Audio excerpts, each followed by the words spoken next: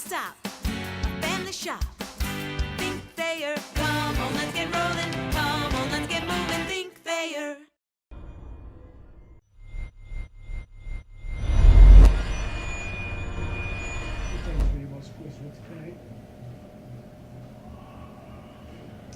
I thought we defended pretty well in the D zone. I didn't like a couple of back-checking situations that ended up in the chances or potential chances against. I didn't like that, but I thought we defended pretty well. And let's say they got 20 shots on goal. I think the chart said 15, but let's say it was something around 20 with chances or a block here or there. I thought overall, I thought we defended pretty well. And how were you able to outshoot them by so much? I thought our second and third effort in the offensive zone was outstanding. So I thought we had a bunch of O-zone time.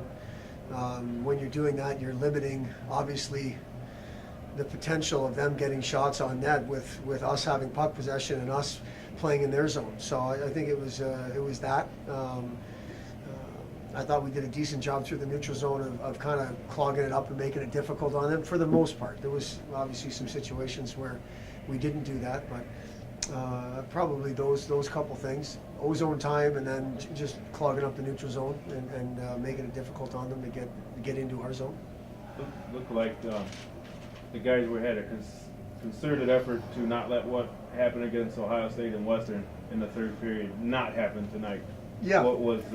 Well, last Saturday we went into the third period with a 2-goal lead and scored a fourth and made it a 3-goal lead. And so this is a team that's been in this position before. Unfortunately, a couple times this year it happened, and a couple is too many for sure. But I do think that this group knows how to finish games, knows how to win games when they have leads. We hadn't shown it in a couple opportunities at home, but that's not because we didn't know how to do it. I think tonight is more like what we want to be. I think they had 6 shots in the third. I didn't like the couple penalties we took at all. That's something that in the third period in particular.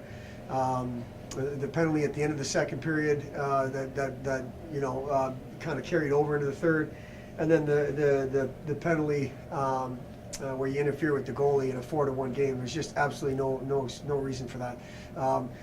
But I do think this group knows how to finish games, knows how to win games when they're going in the third period with a lead, and I think that's what we showed. After Alec was scratched on Saturday, he had a pretty good jump back performance today. When he's playing well, what does he bring to the team?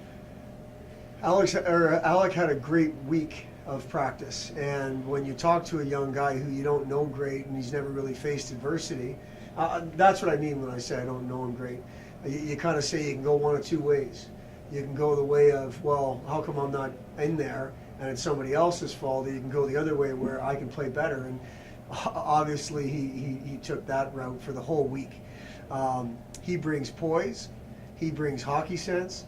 He's got a sneaky good defensive stick because he's always kind of there, and he's a competitor.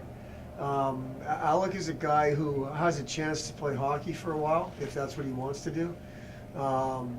So there's lots of layers to his game that he brings to our table, and I think you saw a couple tonight. But I don't want his defensive play to get overlooked because he's got so much poise in the offensive zone with the puck. He can defend. He's got a really good stick to defend, stick on puck, and he's not the most physical guy in terms of hitting, but he seems to be on the D side all the time and taking away time and space. So there's lots of things we like about his game when he's playing well. Is the defense something you thought he was good at coming in, or is it something? Kevin, that's a good question. Without having seen him as much as Ty and Barry had seen him, the way they described him is bang on. He's a better defender than you think because you look at the numbers, you look at the points, and he's got 40 points or something like that back-to-back years in the USHL. For a defenseman, it's really good. But they both said he can defend. He's got a good stick to defend, and it's kind of always in the way, and you think you've beaten him, and then all of a sudden the stick is there and he pokes the puck. For me, that would probably be the biggest area that I've been impressed with, because we were expecting the power play and the offense and the poise, but to see what he can do defensively when he's playing the game the right way, it's been good. Chris, would you talk a little bit about at first of all, the value of getting those 2 goals so early and giving yourself a nice lead early, and then also Alex's goal that, I mean, was literally moments after they had scored and reestablished a 2-goal lead. Yeah, when you're getting off to a good start at home, John, it's something that we've been able to do. Going back to Ohio State, going back to Western Michigan, we've had good starts at home this year. Then, we think it was kind of a credit to them. They scored in the power play. We kind of got a bad bounce off the end wall there. The end glass ends up in our net. Credit to Ferris. And then to come back and score right away, I think that squashed any momentum that they were beginning to get, and put it back on our side. So I think the starting fast was key, but I also think getting that next goal was really key to make it 3-1 and get back to that 2-goal lead. And I know you're not playing must-win games in November, but was there a feeling that we need to must-play well? You just need to show you're the team you think you are. Yeah. I want to use the word want versus need. We want to show that we're the team that we think we are.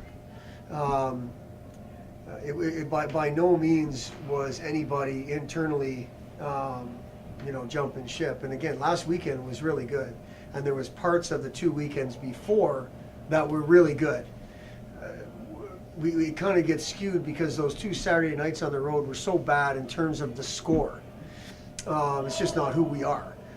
So it wasn't. It was a big game because we're starting league play. We'd had a poor weekend in league a couple of weeks back. And we've got an opportunity to open a weekend at home. We haven't had that back-to-back Friday, Saturday at home yet. So there was lots of reasons, but I think the main reason is because we want to play well, and tonight was our next opportunity to play a game. That's first and foremost. That's who we want to be all the time. Three straight games, 3 straight, right? 2 goals or less.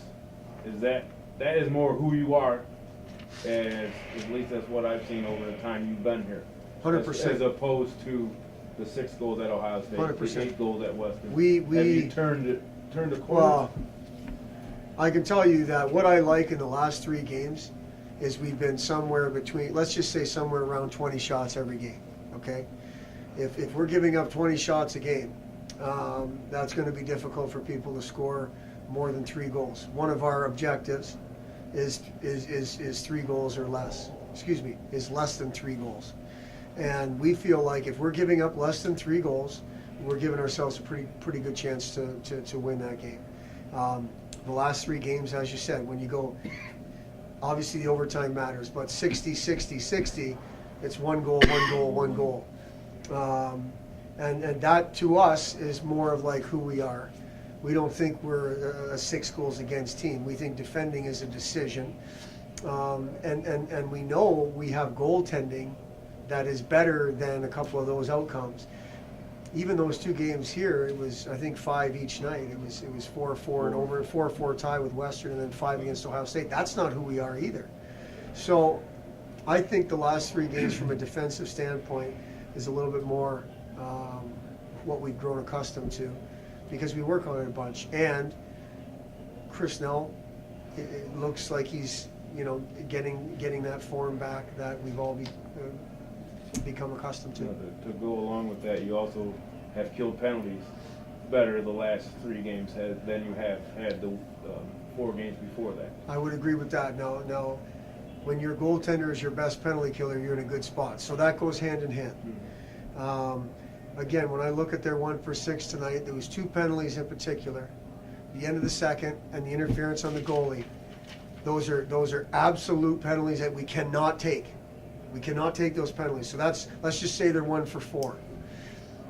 I got no problem with that. The way I thought we killed penalties for the most part. That 1 goal they scored, yes, we could do better. Yes, we could kind of handle it a little differently. But I thought there was some good kills in there. And ultimately, the 2 kills in the third were big kills for us, even though one was a bleed over from the second, and the other one was a bad penalty on our part. We still killed it off. So I do think the first statement was goaltending. The second, the question was the penalty kill. I do think they go hand in hand. You're right. The penalty kills just looked a little more in sync And the results are showing that in the penalty kill. What went into dressing 7D instead? What we looked at, Kevin, is what each individual brings to the table. And we look at some of the D, that this guy might be better 5-on-5 and this guy's a good penalty killer. Well, this guy's not as strong in the penalty kill. So we looked at that.